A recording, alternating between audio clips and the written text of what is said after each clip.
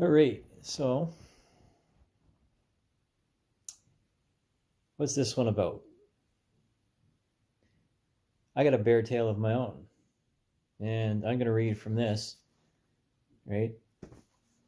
I just started reading this right now, as was the previous video.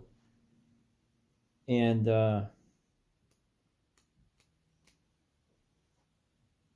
they'll attack without warning. I'm going to read the first story from it. But first, I want to deal with, an elephant in the room. And, I personally, as a gearhead, as a mechanic, and as an engineer, I got a real problem with what people think of Subaru. Subarus are not just for gay people, okay? And they don't just blow up without warning. And frankly, the judgmental nature of other people and their jealousy and also their stupidity, quite frankly, is what leads to these cars blowing up. Because as it is with turbo Subarus, and I had this little, excuse me, I just farted. I had this short discussion with a friend from Calgary earlier today because he knows that I love Subaru, and he likes to send me memes and TikTok videos about them.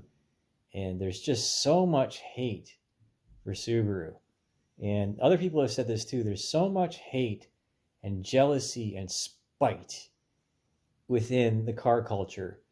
For whatever reason, and the nature of the self-destructive behavior that is involved with the financial mistake, so to speak, right?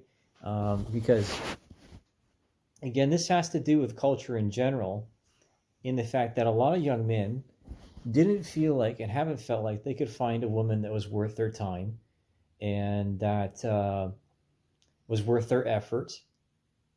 And I empathize with that because, well, you know my story, right? I voluntarily removed myself from the dating pool for 7 years, right? Since about 2016, if not a little bit before that. The same amount of time as Trudeau has been in power.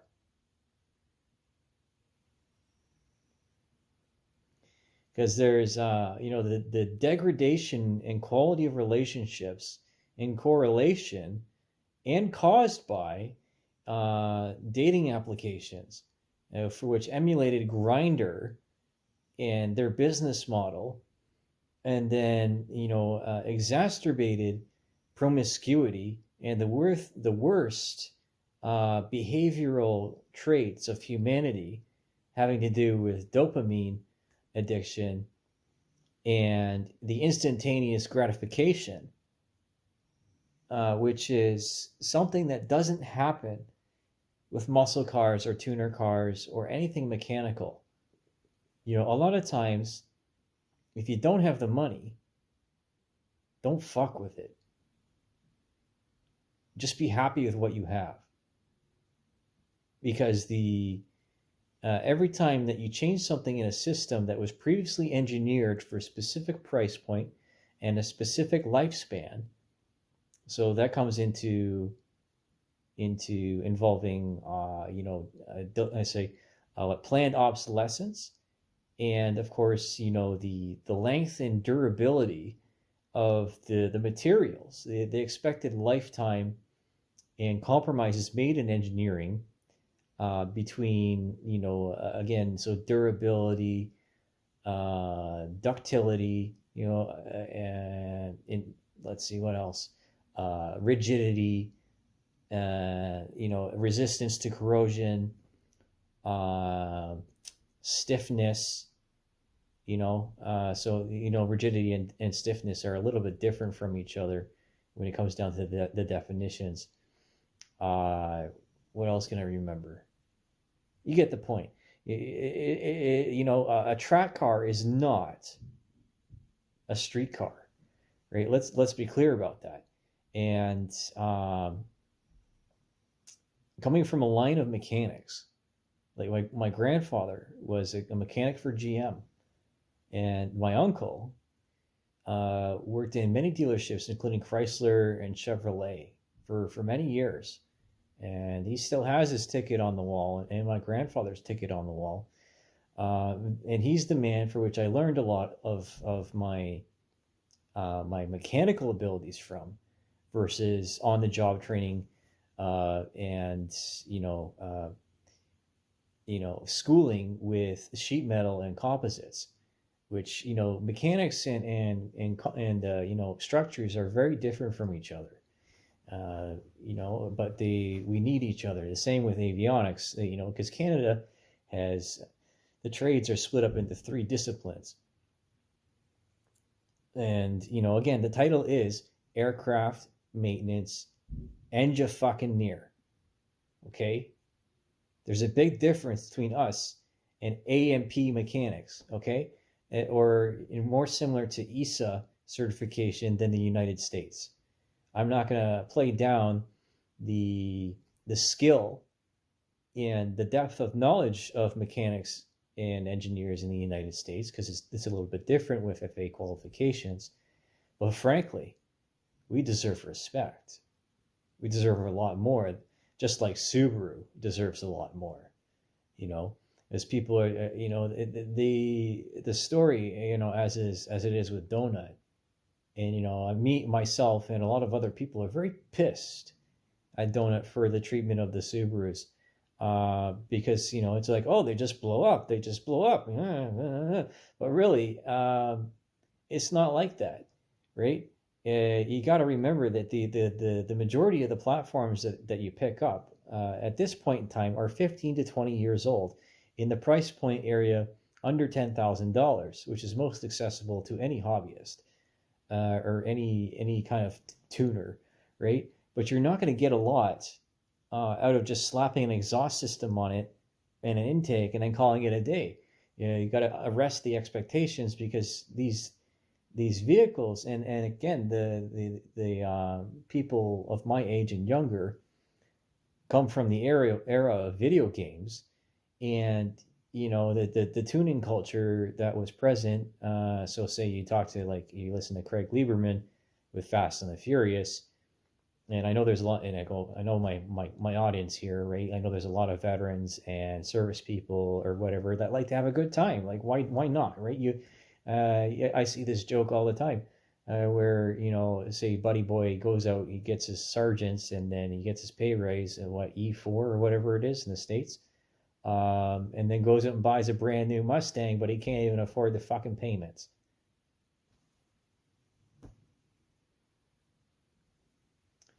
It's not very smart, honestly, and I speak from experience. And I've had my car blow up on me. I've had them blow up on me, but not because of my fault, but because of one. My blue car, the Bug Eye, was a tuner car, and when you tune something, right, it becomes less reliable. You go for more horsepower, there's more heat output, and there's more potential for the warping and the thermal expansion to change. The dissipation of heat and the circulation of oil, and so on and so forth. And this is why it's very important when you have a turbo car to change the fucking oil. Okay. Not to be nervous about it, but you choose a good synthetic oil, say like Motul, or what's another good one? Motul is my main oil of choice. I'm trying to think of another one that I was using, but there's a lot of different choices out there. I know Gears and Gasoline really loves Valvoline, and they got a sponsor, so good for them. Which makes me think of Standard Oil and the story with those guys, the oil barons and whatnot, like J.P. Morgan of the turn of the last century, right? And what makes the ship go up? Funding makes the ship go up, right? and what can I say? I've made a few mistakes with my finances, but I've learned some lessons, some harsh lessons. But I never overextended myself to the point of suicide, because there's different kinds of suicide, right? With financial suicide, there's social suicide, there's actual suicide, right? Uh, and yeah, I just leave that there.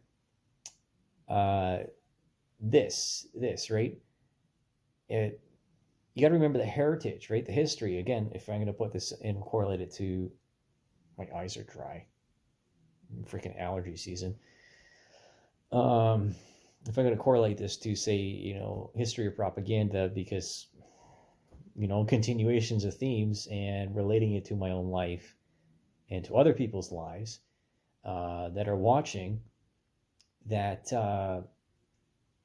if it ain't broke, don't fix it. And unless you're prepared to get your hands dirty and do the work yourself, then don't get involved in it, right?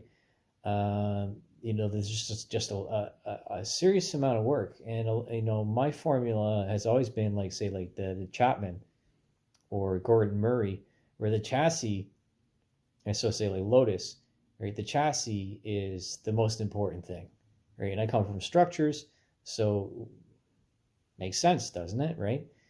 Make the lightest structure the most rigid structure that you can have, the most durable, and reduce the unsprung weight as much as possible, right? So if we go to, Flatirons Tuning, it's a very, very smart outfit out of Colorado that I appreciate very much, that I've learned a lot from. And he talks, or they talk a lot about this, in that, if you do that, if you decrease the rotational mass, you increase acceleration. And that's that. So then there's trade-offs. So say, like, with lightened flywheels, lightened pulleys, and so on and so forth, which increase if you go for lightened pulley, depending on the harmonic balancing, because some of them are internally balanced and some of them have an external balancer, et cetera, et cetera, et cetera. It's all it's all the same principles as it was in the 1960s and 70s within the hot rod era, except those were carbureted cars, and this, you're talking about electronic fuel injection and computers and maps and so on and so forth, which makes it a little bit more complicated. Vacuum actuated solenoid systems, which is old school. But there's again, Subarus get a bad rap because the marketing, right? The propaganda, the Century of the Self, Edward Bernays, the PR campaign, because they noticed that that lesbians really liked Foresters because they were small enough to be cute, but inoffensive enough not to be taken as overtly masculine. And other, so say, like the Outback, and the Legacy. Honestly, the whole line, whatever it was, it doesn't matter.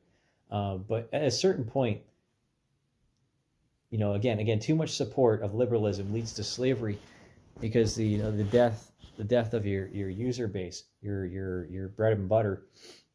People always think, oh, it's Subaru's weird, but really they're just very Japanese, and the Japanese understand the balance between masculine and feminine, and so that's why it's very confusing for people to look at their styling and they're just like, what is that car, right? And it's their design philosophy, if you ask me, again, is the balance of masculine and feminine. It's not so some people think, oh, they're very ambiguous, so what the hell's going on there, right? But the personality is very different than what people are expecting from a Japanese car maker. But again, like I said, we have to stop supporting the rainbow stuff. I don't really want to get into it because we're into the third volume here. Actually, I'll put this in the second one, because suck, squeeze, bang, blow. Yeah.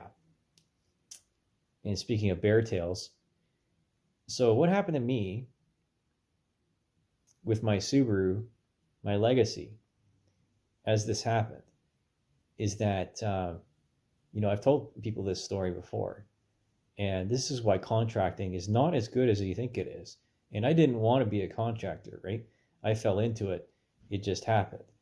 Uh, because the legislation changed, and contracting in Canada within the aviation industry didn't used to exist um, until, well, when I was in high school, just around there after 9/11, which was, as a lot of people remember, was an extremely hard time for aviation.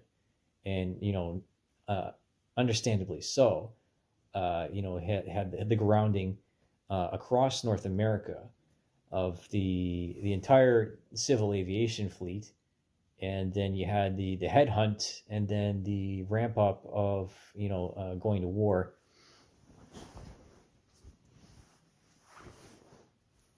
and like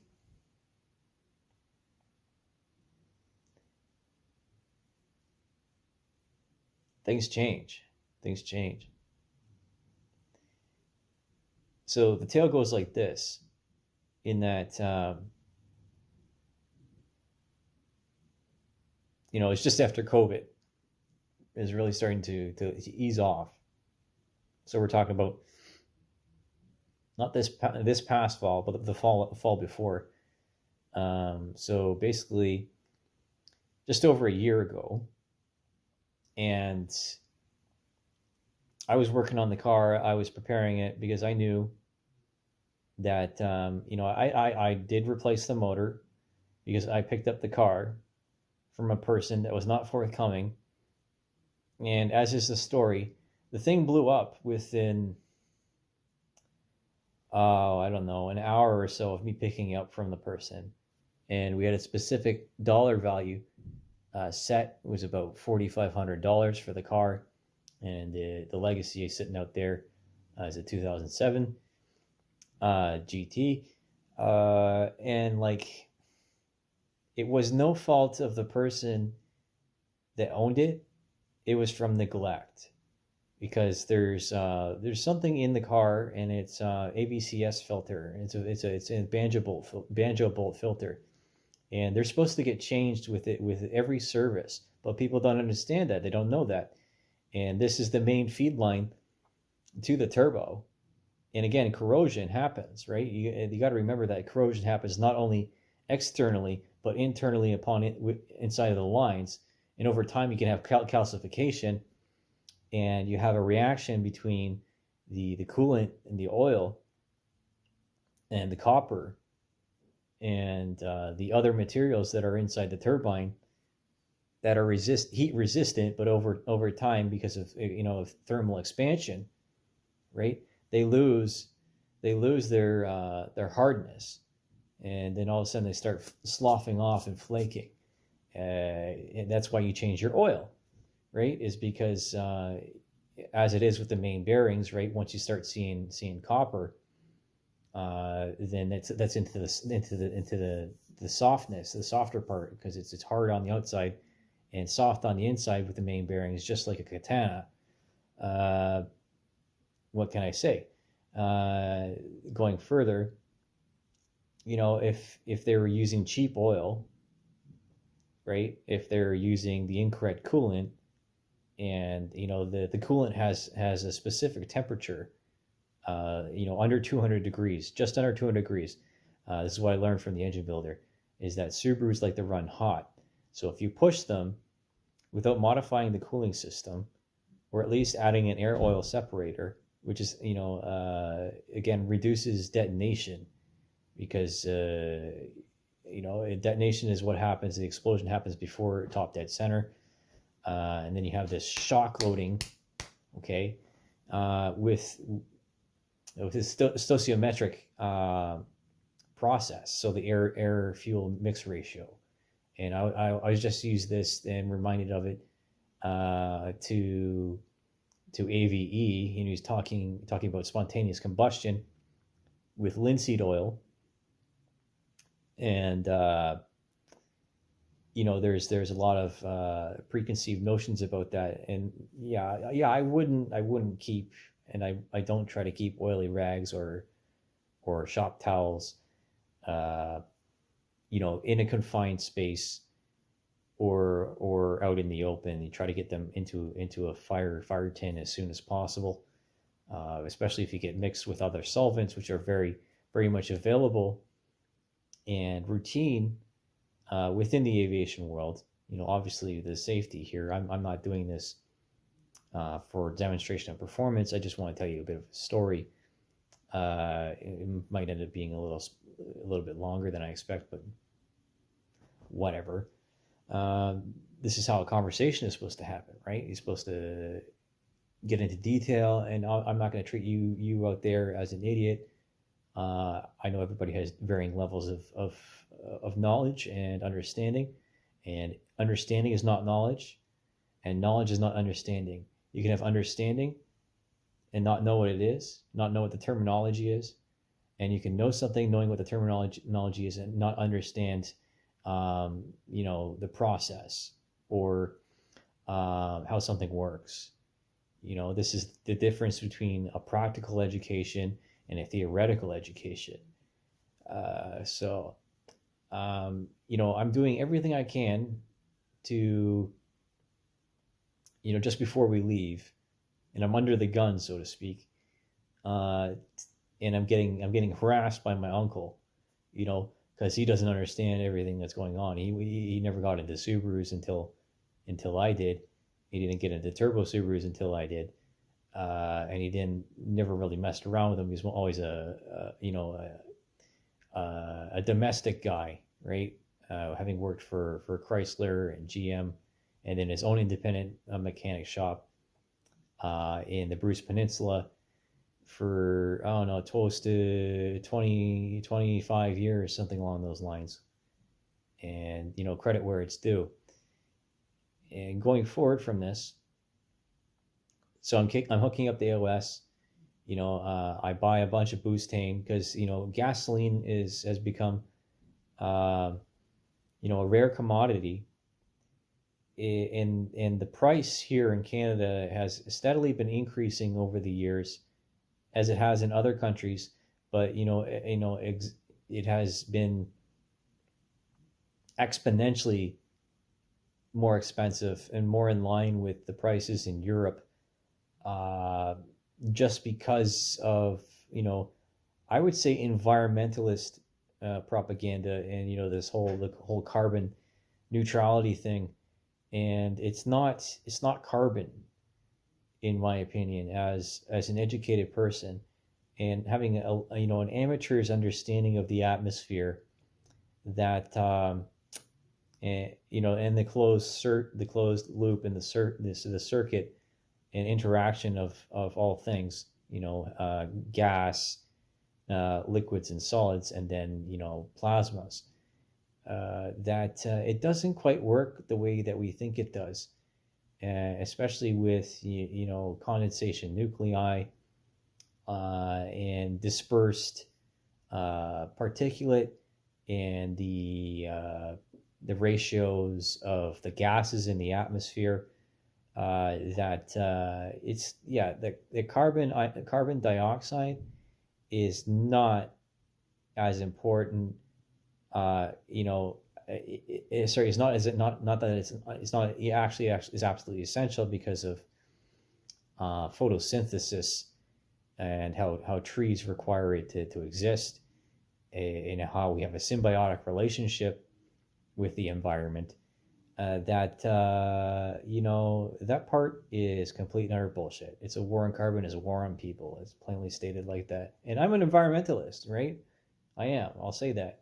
I there's no planet without us. And so if we go back to tuning, there's a reason why, in the States with the CARB, and especially in California, for which they enforced catalytic converters, in that you need a catalytic converter with rare earth elements in its platinum, titanium, palladium, and so on and so forth, that are reactive to the gases, the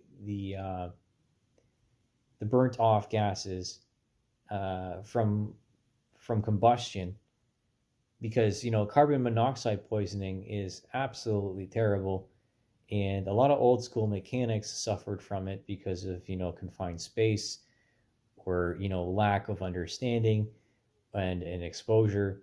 And the same thing for relationships with solvents, say like MEK, with even alcohol, right? Isopropanol, toluene, and what's the other one?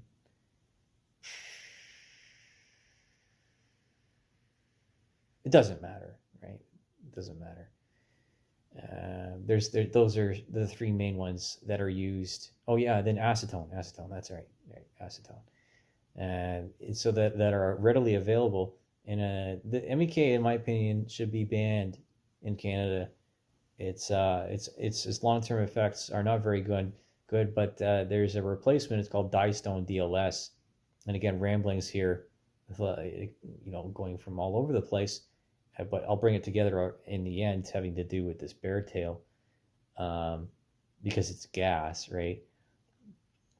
And it was a chain of events that ends in a reaction, because we're talking about a high stress situation, being under a lot of pressure, and possibly combustible, in that it could have ended very badly, but the decisions being decisions. And again, I'm going to use this as a critique versus into politics, because the chain reaction of all things, so the dirty dozen, and again the chain of events that ends in either suicide or murder by proximity and chemical warfare, right? If I'm going to correlate this to the First World War, mustard gas is easily produced by any aircraft mechanic in the world.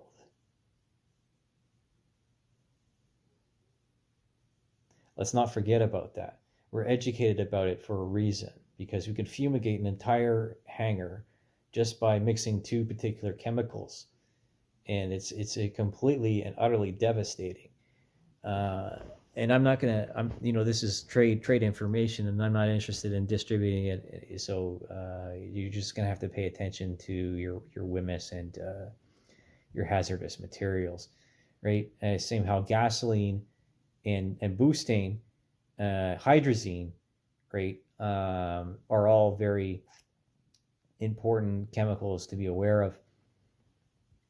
And so the potential energy of the gasoline is again the burn rate and the temperature of the combustion. So again, this has to do with compression, stoichiometric, air to fuel, and how people don't understand these things. And tuning is an art, right? You need this is why an access port costs so much money. We're going to continue on with Subaru, and why a good tuner is absolutely priceless, and how in the old days tuning was exactly as you think it is to listening and perceiving and feeling, being in touch practically with the resonance of the motor, right? Because there's obviously an oscillation, and it's a fine instrument. And just like a Subaru is a fine instrument. It is not for stupid people. Subarus are not for stupid people, especially turbo ones, right? If you want to hammer on a Subaru, go get a flat six. To be honest with you, it's just how it is. It's just how it is. People are expecting rally car performance, but they're getting an everyday car with some sportiness, and this is where the misunderstanding and the communication of again propaganda, because propaganda is marketing, right? They're the same thing. That you have to be very careful with the message, and this is why it's so powerful especially with modern day media, the instantaneous nature, and how easy it is to destroy reputation, and how hard it is to maintain and build one in the first place. Uh, that and I understand this very much, because otherwise I would have not survived as a contractor in aviation for close to what, 8 years, 9 years. I would have not, been able to have done the participated in the wind turbine industry at the South Canoe Wind Farm, and with Sky Climber at the Siemens plant in Tilsonburg, right? And quite honestly, like I've been across the country multiple times, and I pulled a Subaru Forester out of the junkyard, and it cost me very little, but it was very high mileage, and things wear out.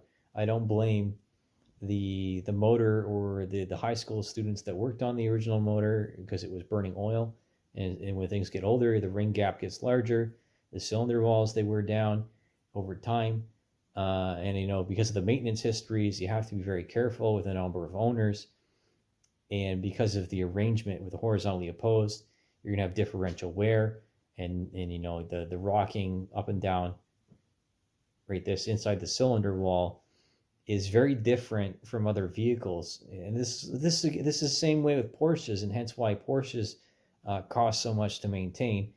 It's not a regular car, right?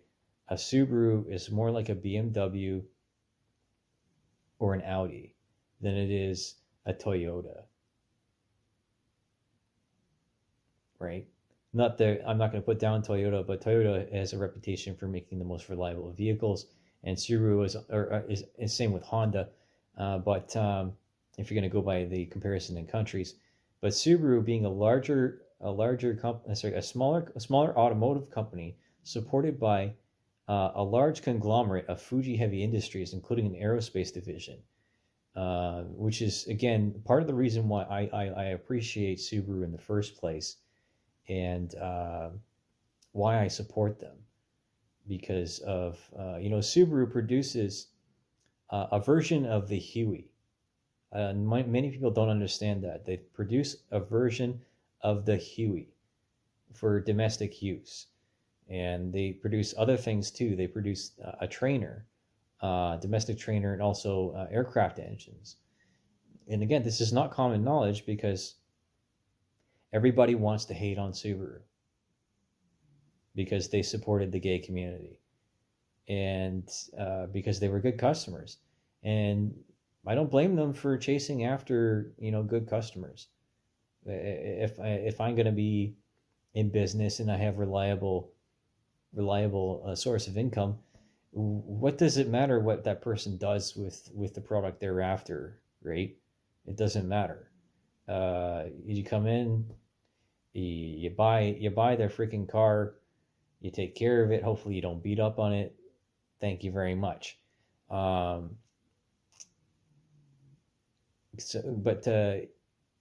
let's get to the actual meat of the matter, because I attest with personal testimony that even a stock, right? Well, even not a stock, but even my well, it says 2007. Even my 15-year-old Subaru is, an absolute tank, and I give credit due to the engineers that designed it, because without that car, I'd be dead right now. I would be. I'd be dead. If not for my quick reaction time, and for my mentality and quick decision making, then I would also be dead. But the long story short is as follows. And okay, so again, going around like a good conversation, right? In a circle, there's a lot of information in order to understand and to educate, because I'm so tired of hearing all this hate and this jealousy and this emotion and these stupid jokes about Subaru. I really am. And then that becomes propaganda in itself. People don't understand there's very many different avenues and means, right? And the forked tongue of negativity is, what inspires division and hate, right? If we're going to get down to it, because I've spent a lot of time and a lot of effort and busted knuckles and scars and hard lessons, and I don't ever blame the car, right? I don't ever blame the car. There's always, because the majority of incidents and accidents are due to human error, right? Let's be clear about that. What's it? 90% is the figure. If you're talking about human factors along those lines, and human factors correlates to military service, right? Even an infantryman can understand this. That if you're not paying attention to those dirty dozen, right? And the 13th one being empathy for your fellow man, especially the one that's beside you, right? That things can go wrong within a fucking second, a millisecond even.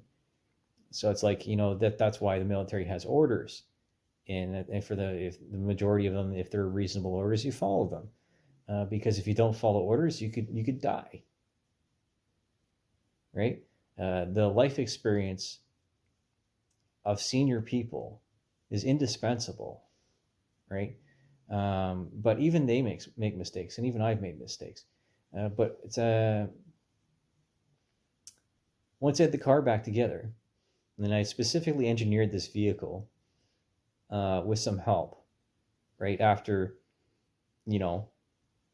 because of the neglect and the ignorance of the person that, the shade tree mechanic, that the person I bought the vehicle from, whom was, doing a fix in his home garage, whatever, to quickly get it out the door as a used vehicle on the market, under $5,000 Canadian, which is, in my opinion, anything under $5,000 Canadian will cost you $5,000 thereafter, to make it roadworthy, as it is in this point with the dollar figures. Just because, if you're spending less than $10,000 on a vehicle, especially something like a turbo vehicle, you're going to get screwed. You're going to get screwed because it's just a much more complicated system. And, when you add up, simplicity is best, hence the engineering principle. That, if you're not ready to deal with it, and if you're not ready to get your hands dirty, don't get involved, right? So I had to pick someone up along the way. And I have a toolbox that I've taken across the country. And, again, with my Forester, which I had to do a motor change. All the pictures are available on my Instagram, and that you can see that I'm exactly who I say I am. And a lot of people, a lot of other people are not who they say they are on the internet. And I want to change that by showing my story and my example. That I put the car on.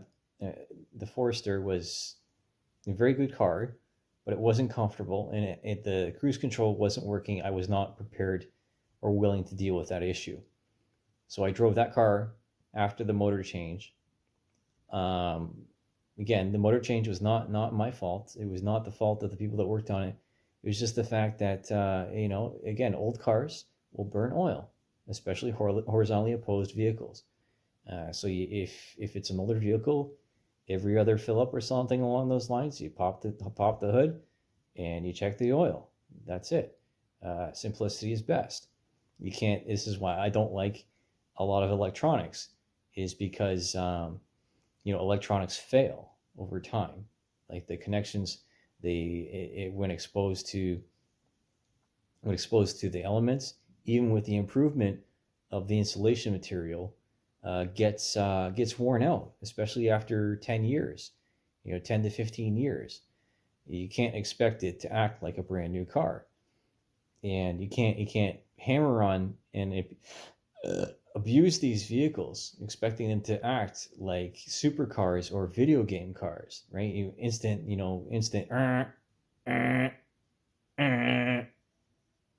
Instant gratification. It doesn't work like that. They're not electric vehicles, right?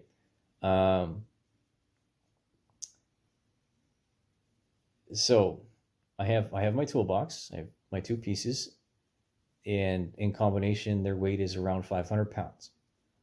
So centering uh, centering the weight, just like an aircraft, over the rear axle as best as possible and closer to the center.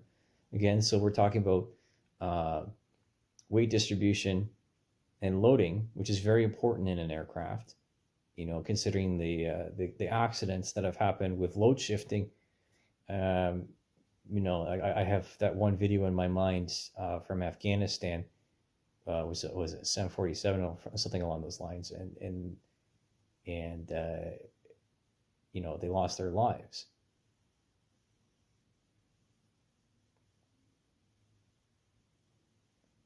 And like, it didn't need to happen.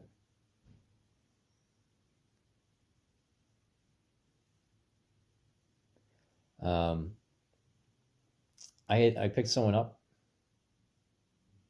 I was supposed to, it was arranged by the agency. So again, a placement agency. We're not talking about the CIA here, and specific details, which are incriminating towards him. To be honest with you, he did not disclose. I show up at his house. He doesn't have any tools, and he extolled his virtues of being at Bombardier for many years, and that he was an inspector. He's an ACA. I'm like, okay, whatever, buddy. An older man, and I got no issue with this. Again, from experience in cadets, I can, or just being as a contractor in general. If you're going to do the job, okay, let's go. We'll work it out. We'll work it out somehow. Then going through, so until on the first day, again, I'm working as quickly as possible, but the pressure is being put on by the agency and by the customer, in Kelowna, that if you don't get here within by the agreed date, with a certain amount of time, that there won't be a job here for you. Right. This is part of the problem.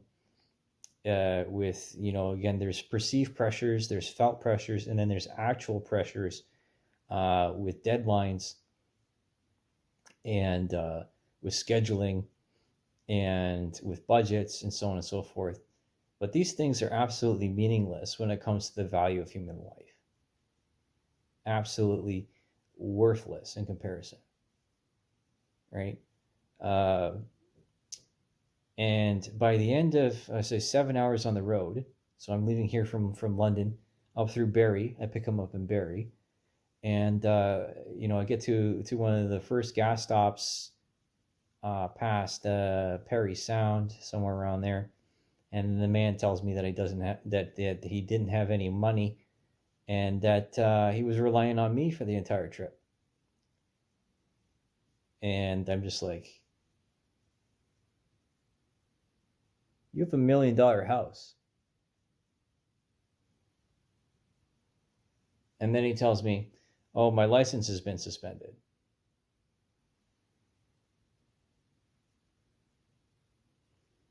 Yeah. And what he didn't know is that, and a lot of people don't know, is that I took money from my mother. in order to go do that job, in order to get myself out there, because the allowance for moving out there, it was $500 Canadian.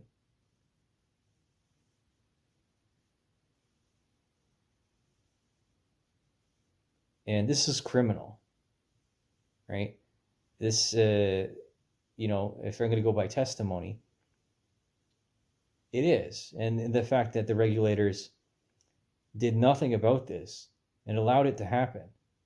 And I'm not the only one to have experienced this, because I remember when I was in Newfoundland with my Forester, right, and having done more than one solo mission on my own, to get somewhere to do a job that's in another province. And Canada is huge, right? You got to remember, Canada is like the second largest country in the world by geography. And imagine going from, say, I don't know, Indianapolis to Boston by yourself in less than a day. Say less than a day and a half, right? It's about 17, 19 hours from here to port and in Pictou in Nova Scotia, and then not Pictou. Where did I? Well, I don't remember exactly, but you land in Port aux Basques in Newfoundland. That's another 7 or 8 hours across the rock to St. John's. That for which I met a veteran whom I owe a lot to, and and I worked on government property, and not that this really matters, because this is more or less about my experience with Subarus and how people beat up on them for no particular reason. Going back to it, I carried this man after being on the bench during COVID, so to speak, and just coming off a CERB and basically having nothing. That if you have a job to do and you sign the contract, you just go. You find one way or another to make it happen. Hand over fist, whatever it is. And again, people ask, how come you don't have any money? And it's just like, the stress is involved in being a contractor. You don't want to be working all the time. Because frankly, yeah, I could make $120,000 in 1 year, but at what price? Isolation, a few options, working 50 to 60 hours a week. I'm just not doing that. I'm not going to do it for, and the fact that I did that for, say I did that job in the beginning for $40 an hour, is absolutely stupefying. $100 per diem for 6 days a week. Well, not 6 days a week. 50 hours a week. But again, I have a contract, as I've shown up on my YouTube here, that there's just too many loopholes, and too much liberty leads to slavery, right? Hence why I can't support the Liberal government or the NDP or the Green Party in Canada at this very moment, because of where the politics have gone and how it's very much encroaching communism, and we can't have that. You can't have communism, because communism leads to genocide. And I won't stand for that. And neither will Subaru. Because the Japanese, during the Second World War, had nukes dropped on them. Right? Out of desperation. And they over the years, again, if we're going to meander and relate, relation to this to this story, in that this man dropped nukes on me with his financial destitution and reliance upon me, that for which I complained about later, and nothing happened. Nothing happened, right? I was supposed to sort it out with him, and that was it. That was it. I was supposed to sort it out with him, and my superior would do nothing about it. He wouldn't get involved, and because what was his statement? His statement was, everybody. If I get involved in everybody's business, then there won't be anything left, so to speak, or like everybody keeps asking something from me. By my opinion, the very worst kind of approach to leadership. And again, I got to burn people in order to have my own power, because that's the lesson in life, is that you have to burn stupid people, and you have to burn corruption, because otherwise you just get taken advantage of. And okay, so we're going through Northern Ontario, and again, I planned this all. I planned this all as best I could, taking the boostane and fueling on 91 octane for efficiency across the country, because the higher the octane in the car, the better the efficiency is. Because in Japan, when you're talking about Subarus, the low grade fuel is what, 100 octane, and then it goes to 110, and up there. So the formulation and the metallurgy of the motors is intended for that operation, because of the stoichiometrics, and it's very different. They have to adapt it to the lower grade gasoline and the higher oil content, octane versus heptane,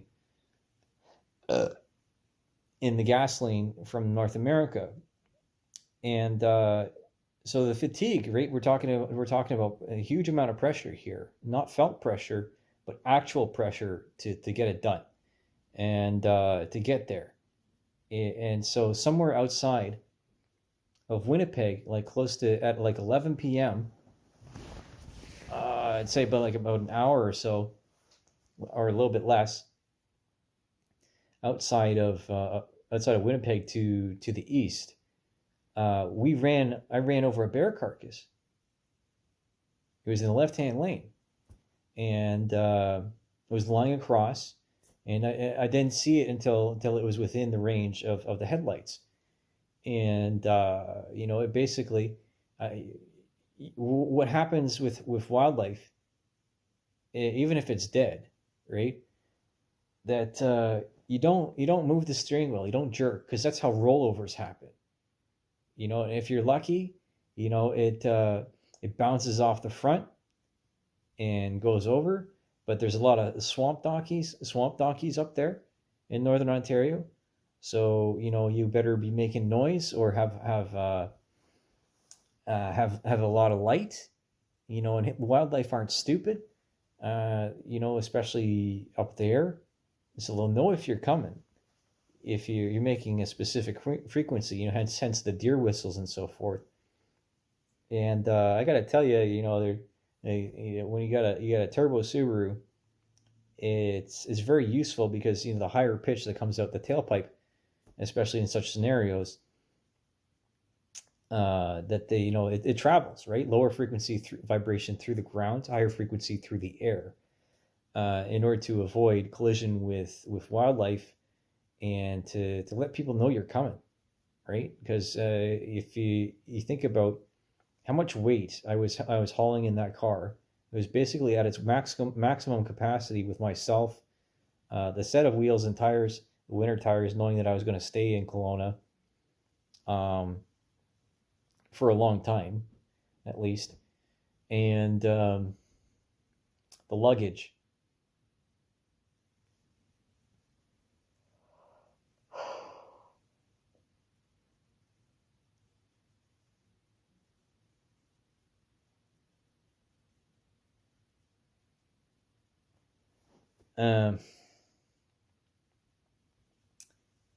Obviously a very jarring experience.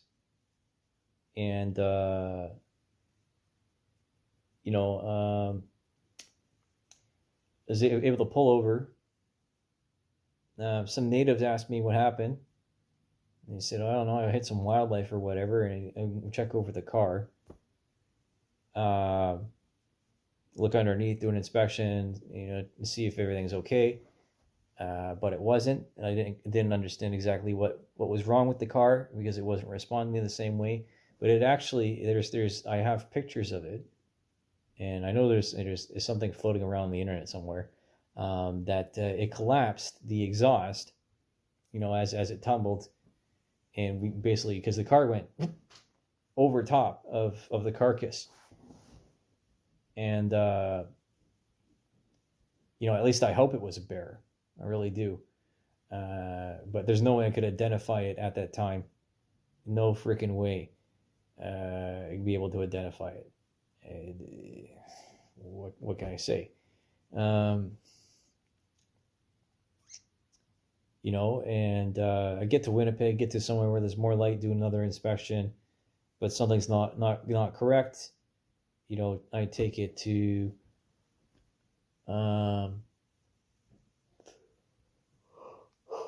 I go and have dinner with a late night meal with my uncle in Winnipeg, with this fella, and then we drive to a hotel room. We sleep there, separate beds, thankfully. Um, and the next morning, having to deal with this further. To the credit of the agency, we were able to arrange a rental vehicle, but that for which thereafter was of our shared expense, and therefore for almost the entirety of the journey, plus however much time that this other person was around, because eventually they got fired for not having proper preparation and sent home, which was lesser a burden on me. But again, I prepared and I planned and I improvised every single aspect of that journey, with the assistance of and then having to deal with it. Took the vehicle, because it was the mechanic that I took it to, by recommendation of my uncle, wasn't exactly, I trusted them, and I don't think they were exactly familiar with turbo Subarus, and it wasn't performing correctly, and so therefore I threw a code, and then I had to put it onto a flatbed. It's on Instagram, where the picture of putting the car onto the flatbed, and I took it over to Jim Patterson Subaru in Winnipeg, and they were very kind to have it there and not have it taken to the scrapyard, because it was there for many months as I was trying to arrange, while I was working in Kelowna, transport to get it to Calgary, so that one of my friends in Calgary could work on it at his house, and after which I could go pick it up from Calgary and then transport it to Kelowna, and do anything further on it myself, because of my relationship, previously established relationship with a tuner shop in Kelowna called Classified Motorsports. I couldn't have done a lot of the stuff that I've done out there, and yeah. What happened thereafter within the same story was that we're hooked up with a Mitsubishi RVR that didn't have a wheel balance correctly, and then we ended up with a RAV4, and that was a little loss of time. But basically, this man and I drove from Winnipeg to Kelowna. It's 48 hours from London, around Lake Superior, to Kelowna, and we did it fudge within like 3.5 days. So solid driving with naps in between. You know, very much a marathon effort, and yeah, yeah, and I had to rely on this man with a suspended license. I know that for which could cause some issues thereafter with the insurance or the rental agencies, but they must understand the amount of pressure that we were under just to show up at the job, right? Because these are human factors 101. That if it's not going to happen, but if you don't have any money, you got to go to the job somehow. You got to go, right? And so we show up, and I'm looking at Airbnbs, I'm looking at hotels, I'm getting things together, and basically doing everything with basically nothing. Just some know-how, some stress management, and a bit of familiarity with the lay of the land, so to speak. But very high stress, very high stress. A bit of a Guy Martin there, if he ever sees this, and and this is, and again, we're talking about like the tail end of COVID, and you get to the operation, to the facility, and they've got their own issues because obviously you're not going there as a contractor without there being something wrong. That's why they called you in the first place, and it's usually because of there's not enough people there. There's not enough people there because the bear has shown its ugly face. You woke up the monster, so to speak. And the people in this book, now that I'm done with Subaru, and because I still have this car, right? I still have this car.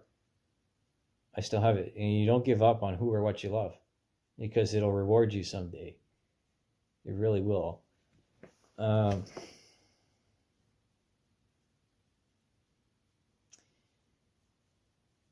And I was reading this, and this wilderness nightmare,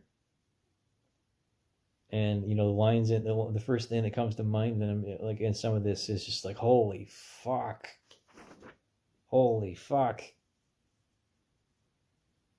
this is talking about a moose hunt in the Kenai Peninsula, right? And if you want to get topical of repeats and weather balloons, or warfare, say like China with these observation balloons, or at least that's the story anyway. I have no confirmation. I don't have enough to make.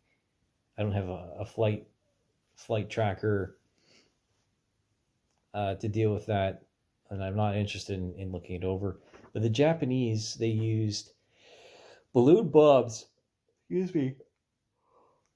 In the Aleutian Islands, there was attacks there, up in Alaska, along the Bering Strait. Imagine being a service member up there during the Second World War. You got dick all to do. Goodness gracious, find something to do.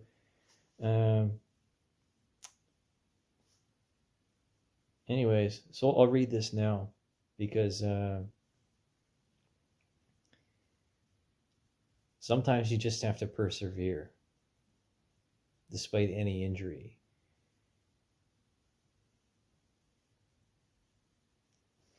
Okay, some people claim to believe that if a bear is unmolested, he will go about his business and leave his human neighbors to do the same. 9 times out of 10, or possibly even 99 times out of 100, that may be true. However, it's that 100th time for which the woodsman must ever be on the alert. So Otis H. Spear, Big Bears Are Bold, The Alaskan Sportsman, December 1943. The Wilderness Nightmare.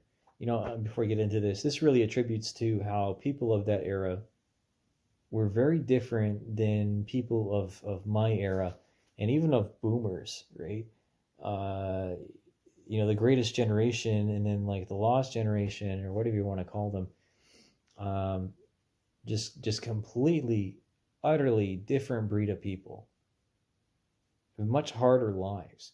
And this is why we have to study the past in order to learn from them, and why we have to maintain the history without interruption and without the corruption of gay propaganda, or this lens, trying to impose and remove symbology and symbols and idols or heroes because of some of the bad things that they've done in their lives. And the gist of the matter with humanity is that we're all culpable when one person does commits a monstrosity, right? Again, if all of us just stand there and watch it happen, then we're just as guilty. And that was the point of the Nuremberg trials, is that, and I'm not going to debate any of the Holocaust stuff. I'm not going to get into that. If we just stand there and watch it happen, then we're just as guilty. And if we don't stand up and we don't stop it while it's happening, and in the case of, say, like Medal of Honor winners or Victoria Cross winners, if someone didn't get up and start just causing havoc however they could to save their fellow man, because they knew that they were stronger than their fellow people, right? They knew that they were different, that even worse things happen.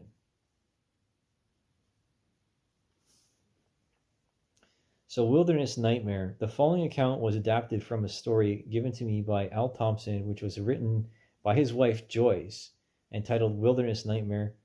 Was truly an experience that few people could have survived.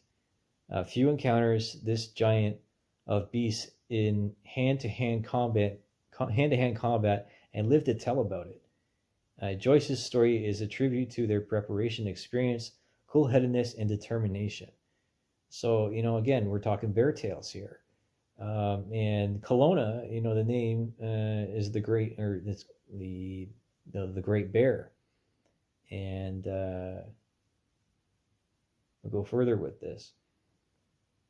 His head was huge and round, and he looked like gray driftwood in the moonlight. He towered over us momentarily as we lay in our visqueen-covered lean-to, and he roared down upon us, trying to tear me from my sleeping bag. A scream passed from my lips, which was never heard above the rage of the huge brown bear. I knew it would be a sudden death, with his strong claws ripping through my flesh. Or perhaps those powerful jaws would break my neck first. I could see no way of coming out of this alive, and I was surely going to die. Dying was farthest thing from my mind in September 1972, when my husband Al Thompson and I planned our backpacking trip for trophy moose into the Kansai National Moose Range on Alaska's famed Kenai Peninsula, an area mostly close to aircraft or track vehicles. We planned to catch the last 10 days of moose season, which closed the end of September. Al was archery hunting, but if time ran out and he failed to get one, I would shoot one with my rifle. We only wanted to take one moose, and we had arranged for horses to pack out the meat should we succeed. The night before leaving, we gathered our gear together into one spot, double-checking and eliminating any items we could get along without. Al was taking his 65-pound bow and glass arrows tipped with razor-sharp black diamond delta heads. He would carry his .44 Magnum revolver, and I would take my .30-06. We finished by stuffing our gear into two very full packs.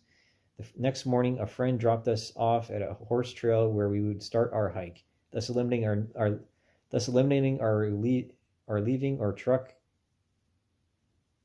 Oh, that's awkward. Thus eliminating our leaving our truck along the road for 10 days.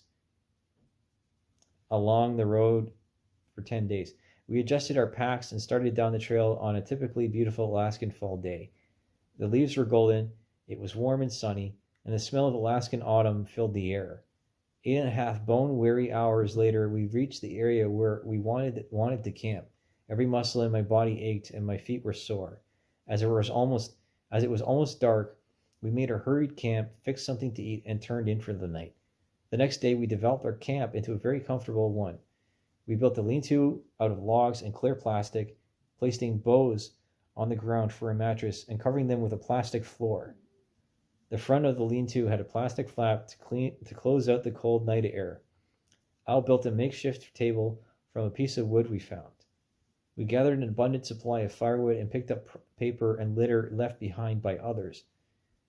That day we saw small bulls which Al passed up. We marveled at the ancient rituals of rutting moose during the mating season. The bulls come down from about the timberline, paw a 20 to 30 inch area, and urinate on it to attract feminine company.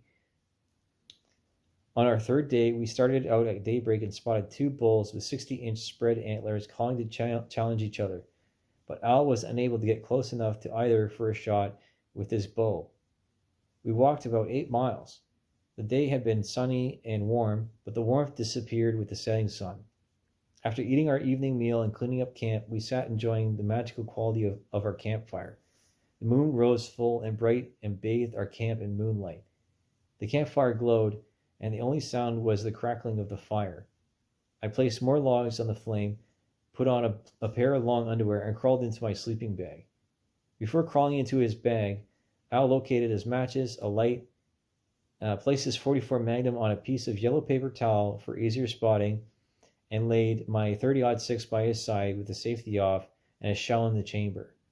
Unlike me, he left his sleeping bag partially unzipped for quick access to a weapon. This combination of a warm sleeping bag, a tired body, and the crackling of a fire soon had me drifting off to sleep.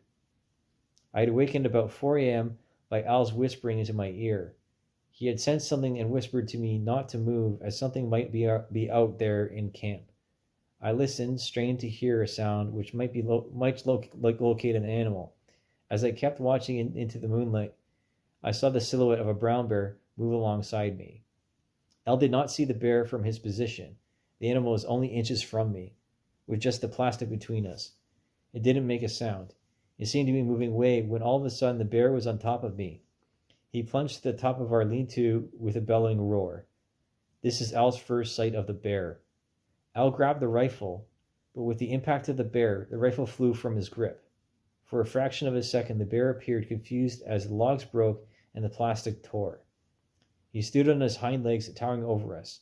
He was enormous, like a huge gray driftwood log. There was no time for Al to locate the .44 revolver. He knew the only way to save me was to immediately distract the bear from him to me. He also reasoned that if he turned his head in search of the revolver, the bear might instinctively go for his neck, thus killing us both. As the bear dropped to all fours, Al grabbed its head with his left hand and slugged him with his right.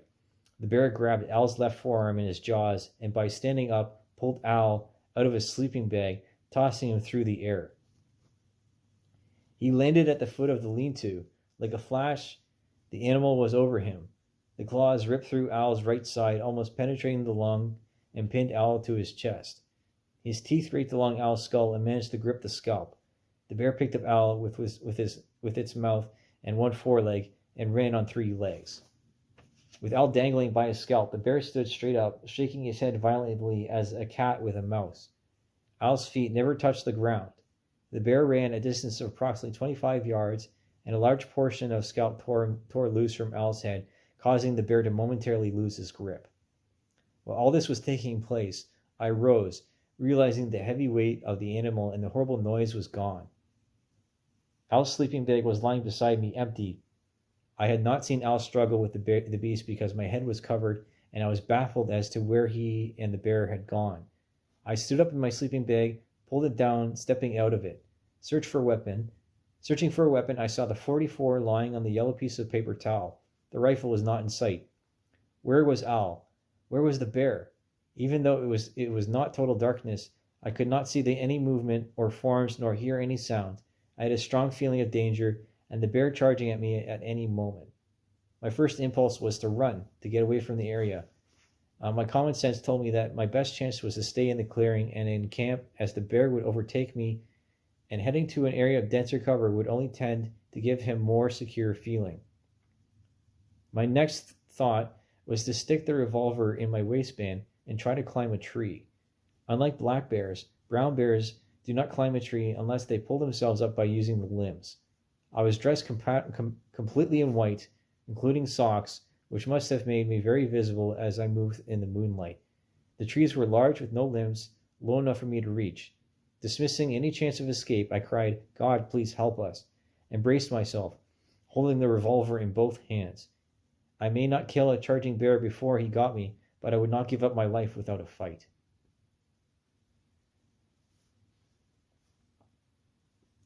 As Al was being carried by the bear, he thought, "What the hell of a way to die." Then he thought of me, faced with the shock of my having a dead husband, miles from anywhere or anyone, and having to hike out of there alone. He became angry, and his strong will to fight for survival overcame him. A brown bear is capable of dragging off a full-grown moose. His strong legs and claws can move boulders and huge hunks of earth. A blow from his paws can break the neck of a moose or another bear. No man could come close to matching his strength. Al realized his only chance was to convince the bear that he was dead. When the scalp tore off and his bear momentarily lost his grip, Al fell onto a hump of moss. He grasped the hump with his right arm, holding his face and stomach down to keep from being ripped open, took a deep breath, and held perfectly still. The bear cuffed at him, leaving horrible claw marks all along the side of his shoulders. He bit into Al's back twice, while standing over him, looking for a sign of life. There was none. Al, playing dead, displayed remarkable self-discipline as the pain was excruciating. Then I heard he was moving away from me, heading towards cover in the direction of the little lake in the area. As I stood listening, trying to locate him, I heard Al call to me. He was running toward me, moving closer to him. I could see his knit shirt was torn open and he was covered in blood. "I'm hurt bad, but I'm going to live," he said. The next breath, he ordered, "Find the rifle, quick." "Where do you think it is?" I asked. "Look at the end of the lean-to. It may have landed there," he replied. As he wiped the blood from his eyes, he held the revolver while I searched for the rifle. I had to feel around for it in the darkness. I found it and also a shirt for him to hold on his head, as blood was pouring down over his eyes. Our minds were working fast, lining out immediate things to do. A fire. Go get a big fire going. Thanks to the dry wood, kindling, and paper we had collected on our cleanup, that this was quickly accomplished. In a few seconds, the flames were high. Al slumped on the sleeping bag. He was cold and started to shake. The temperature was about 25 degrees Fahrenheit. He must have lost a great deal of blood and was possibly starting to go into shock. Got to get him warm and look at his wounds. I pulled our sleeping bags close to the fire for him. We started to check his wounds. He'd been badly mauled. I looked for spurting blood, which was an indicate bleeding from an artery. His legs were uninjured. He had a large hole in his side under his right arm from the bear's paw. This required a large compress, which we had included in our first aid kit. I had sewn large game bags from unbleached muslin for this hunt. The material was new and clean. I tore the bag into long strips to use as bandages. Al's head was very bloody. Half of the skin of his forehead was missing, from the bottom half of his left eyebrow extending back into his hair. Due to all the blood and poor light, I did not notice part of his scalp was gone. I thought it had been torn back, but it was still attached. I wrapped his head around and around several times with bandages, which were quickly soaked with blood. His left arm was badly chewed, and the pain was very severe. He instructed me to take my knife and cut off the shredded pieces of flesh that was hanging from his largest wound. This appeared to be a great deal of muscle and nerve damage. All I could do was to squeeze a tube of first aid cream onto the wound as far as it would go up and wrap as it go and wrap up his arm. I placed some strong tea in the fire and gave it to him to drink, along with some aspirins. During the process of bandaging, it was necessary to watch and listen for any sign of the bear's return. We still had 3 hours to wait for daylight. The night air was causing the water to freeze in our plastic water jug. Up until now, I hadn't noticed the cold even though I had no shoes on. I found my shoes and clothes and quickly pulled them on. This was the longest 3 hours in my life. I talked loudly, often repeating myself just to make the noise. Al lay resting and drinking strong tea. I circled the fire, listening for any noise in the brush and watched for any moving shadows. It took a large share of the wood we had gathered to keep the fire bright until daylight. As daylight approached, I moved more freely around the camp, but never without a rifle. We discussed our plans for the trip out. It was still too dark to start down the trail. I prepared a pack to carry, which contained a space blanket, matches, candy bars, cantina juice, and a sleeping bag which I would pack just prior to leaving. We wanted to get as far away from this camp as Al was able to walk in case the bear returned. If I had to leave him and go ahead for help, he would stay warm in the sleeping bag until I could return with a helicopter. I got Al into his socks, shoes, and wool trousers and made a sling for his arm. We put a piece of foam rubber against his neck and secured a nylon rope from his sling over his back to his belt to keep the weight of his arm from pulling the sling against his neck. I gathered most of our possessions and threw them into a lean-to for what protection it would offer, as it was still half intact. We left enough disarray to alert any passing pilot that something was wrong. I stuffed the sleeping bag into the pack and helped Al to his feet. The hours of lying and loss of blood made him dizzy for a moment. The possibility of having to stay alone while I waited for help formed in his mind, but vanished when his head cleared. He had wrote a note on the back of one of our maps indicating the time, date, and that we'd been attacked by a brown bear, needed a doctor, and were trying to walk out. At 6:50 a.m., we started down the trail. Al carried his 44. That's my knee. Sorry.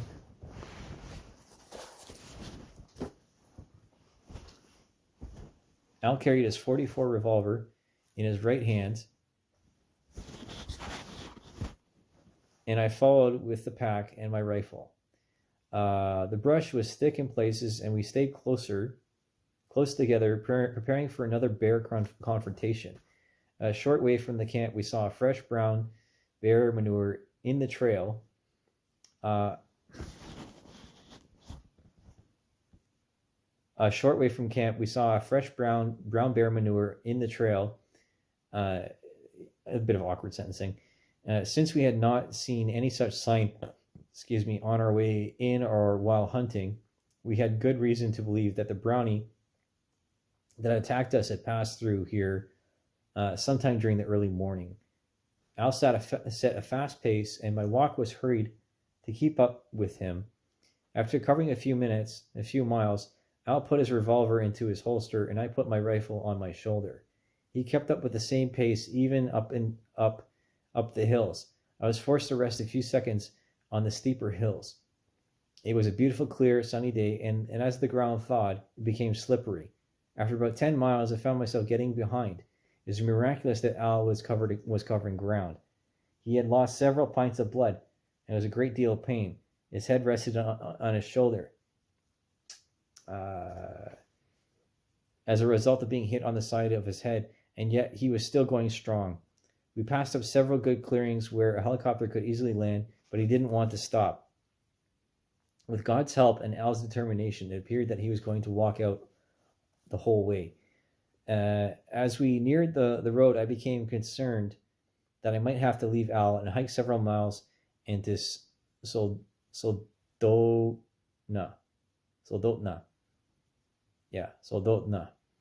Al reached the road ahead of me and was resting when a lady we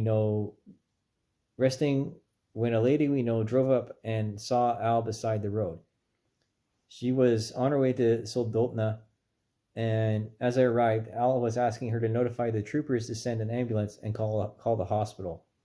We had hiked out 2 hours quicker than we had hiked in. Al was totally exhausted and in great pain, face, hands, and bandages covered with dried blood. 10 minutes later, we heard a siren. In another 10 minutes, state troopers and the ambulance arrived. Al explained it had been an unprovoked a brown bear attack. They carefully lifted him into the ambulance, and I crawled into the back with him. As we hurried over the gravel road, one of the troopers held up Al's wounded arm. The Soldotna hospital had been open for about a year, and we were thankful for it. Since this was a Sunday, there was only one doctor on call. She had been alerted and was waiting in the emergency room. While undoing the bandages, she noticed the missing piece of the scalp. After seeing the extent of the wounds and noting the amount of work ahead, she instructed the nurse to try again to locate the surgeon who was fishing. Another doctor arrived and asked if we had any idea where the scalp was. Al told me it would most likely be in relation to our lean-to. Al went to surgery, while I returned with some troopers to our camp via helicopter. The miles that had taken us hours to cover were behind us in minutes. I stood by the lean-to, suggesting the most likely place to start looking. And soon out of the troopers spotted a great deal of blood. He followed the blood trail, found the scalp, put it into a clean plastic bag covered with a special solution, and we departed while remaining troopers stayed in to investigate the scene and look for a bear. On coming through the emergency door, I noticed a pair of hip boots. They must have found the surgeon. The doctor worked on Al for hours, cleaning, cutting away dead flesh, stitching some of the wounds, and leaving others to drain for later stitching. The piece of scalp was cleaned and stitched in place. It was about 11 p.m. before I saw Al in the recovery room. He was in critical condition. He had been given a shot to make him sleep. Our friend Mary insisted on staying with me, and I went home about 12 a.m., but I could not sleep. When I closed my eyes, I was haunted by the memory of the bear and the bellowing roar, as I was for many nights to follow. I spent the next day with Al, whose face and left arm were swollen. He had been given 4 pints of blood and large doses of drugs to counteract infections so common in animal wounds. He would receive 2 more pints of blood later. He was so weak, it took 2 nurses and me to help him stand by the bed. He said, how'd I even walk that far when I can't even stand up by myself? I saw no change in Al during the next 2 days. He looked so pale and swollen. On the drive home that evening, tears began to fill my eyes. I felt so helpless. The next day, I walked into his room and saw a change. Color was showing in his cheeks, and he looked better. He would have a long struggle ahead of him, but he was going to make it. During our ordeal, many good friends and local people volunteered their services. Some donated blood, and others sat with me. Trooper and warden became commonplace as they stopped by me to check on Al, who was a game warden. The media picked up on the attack story and distorted the facts. Several days later, I heard a report that the guilty black bear had been destroyed. Other false reports indicated we had camped out next to a moose kill, or Al had wounded a bear with an arrow. A broken arrow in his quiver had dried blood in it from the previous year's moose kill. I was angry with the misinformation and concerned about the possibility of another hunter being mauled by the same bear before moose season ended. Another hunter was attacked a few weeks later in the same area, and he scared the bear away, but it stalked him and charged the second time. The hunter was able to wound the animal, and it left him. He was not seriously injured, though his wounds were similar to Al's, as only the right canine tooth punctured the flesh. It was the same bear. It showed no normal fears of human scent. Al wanted to destroy the bear and return to the woods for 2 days with other officers, but his commissioner heard of it and wisely instructed Al to stay home. Despite intensive searches, the bear was never found. Al feels the bear may have died from its wounds during the next winter. During the next year, Al underwent 2 more surgeries for skin grafting on his head and forehead. The scalp never took. Though several months and hours of painful exercising, he has regained most of his use in his left hand and arm and continues with his profession as a warden. I keep telling myself The chances of the same thing happening again is too remote to consider. But when I camp out, I find it takes longer to fall asleep, and I find myself listening intently for any unwelcome sounds and unwelcome sounds. I also believe my love for the wilderness, climbing mountains, walking along game trails, looking out over miles of beautiful country, will be strong enough to overshadow the nightmare that was for real. And I thank God for giving us a second chance.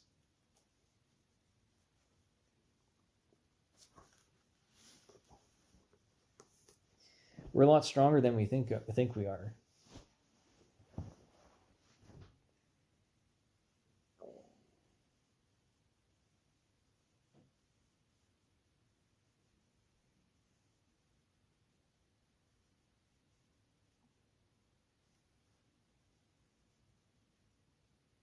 And you know what? So is Subaru.